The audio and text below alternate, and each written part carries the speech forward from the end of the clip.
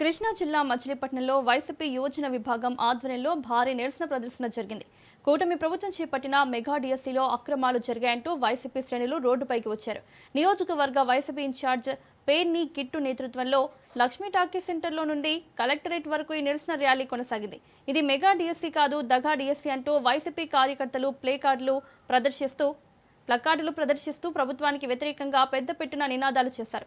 DSC నియామకాల్లో కూటమి నేతలు చేతివాటం ప్రదర్శించారని, ఉద్యోగాల పేరుతో అమాయక నిరుద్యోగుల జీవితాలతో, అభ్యర్థుల భవిష్యత్తుతో ప్రభుత్వం చెలగాటమాడుతోందని పేర్ని కిట్టు ధ్వజమెత్తారు.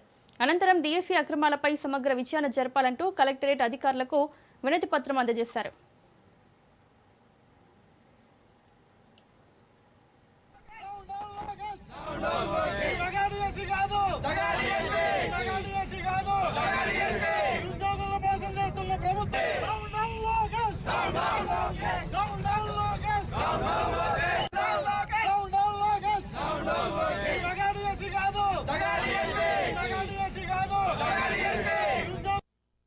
లేని ఉద్యోగాలను తెచ్చినట్టు, లేని కంపెనీలను తెచ్చినట్టు ఎప్పటికప్పుడు సెల్ఫ్ డబ్బా కొట్టుకునే ఈ కూటమి ప్రభుత్వంలో ముఖ్య నాయకుడైన లోకేష్ గారు, ఆల్ శాఖ మంత్రి గారు తనదైన శాఖలో ఈరోజు అద్భుతమైన చేతివాటం చూపించడం జరిగింది.